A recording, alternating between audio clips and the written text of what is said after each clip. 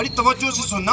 اور یہاں جتنے کھڑے الحمدللہ میں سب کو پہچانتا ہوں، ہم سب حسینی ہے کہ نہیں ہے؟ ہاتھ اٹھا کے کون ہے؟ الحمدللہ ہم سب حسینی ہیں، اللہ کا فضل ہے۔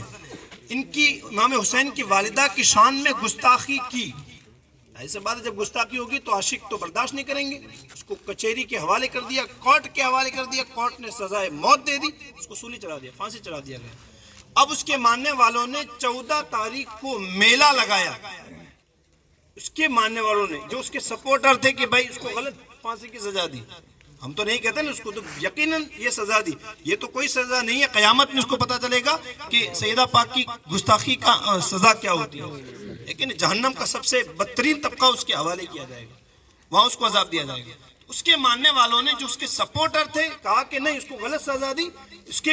لہذا اس کے سپورٹ میں میلہ لگایا جس کو بسنت میلہ کہا گیا، اور اس میلے میں پتنگ بازی کا رواج شروع ہوا۔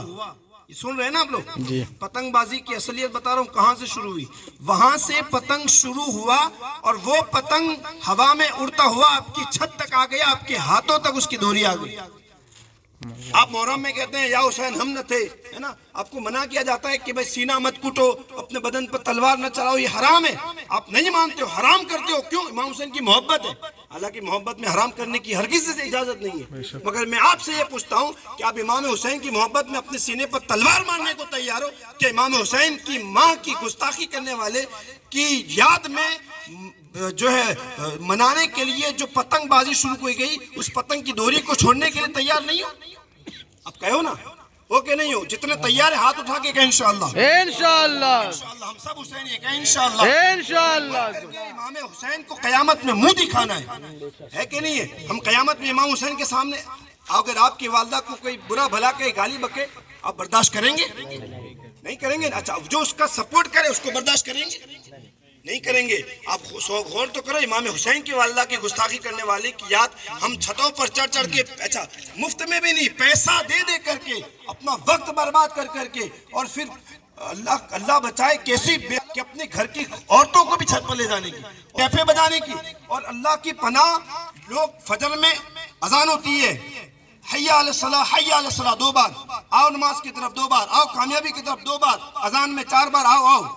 بلایا جاتا ہے، اقامت میں پھر 4 بار بلایا جاتا ہے، اس کے باوجود اٹھانے کے لیے صدائے مدینہ دینے کے لیے لوگ آتے ہیں کہ اٹھو فجر کا وقت ہو گیا، ہم نہیں اٹھتے۔ اور شرم کی بات یہ ہے کہ اترائن کے دن لوگ اذان سے پہلے چھتوں پر ٹھنڈی میں چڑھ جاتے ہیں اور ٹیپ بجاتے ہیں۔ اللہ میں اکبر کہتا ہوں قیامت میں امام حسین کو کیا منہ دکھاؤ گے، اور رسول اللہ کو کیا منہ دکھاؤ گے کہ میرے نبی نے فرمایا جس نے فاطمہ کو عزت دی اس نے مجھے عزت دی، اس نے مجھے تکلیف پہنچائی، اور جو نبی کو تکلیف پہنچائے وہ یقیناً جہنمی ہے،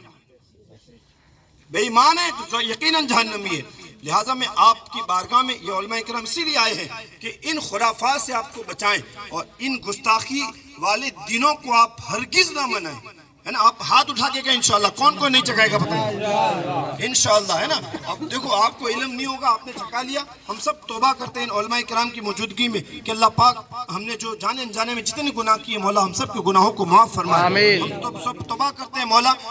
سیدہ پاک خاتون جنت سیدہ فاطمہ طاہرہ سلام اللہ علیہا کے صدقے میں مولا، اور ان کے شہزادوں کے صدقے میں ہماری توبہ کو قبول فرما، اور انشاءاللہ ہم نیت کرتے ہیں کہ نہ خود چکائیں گے نہ دوسروں کو چکانے دیں گے انشاءاللہ۔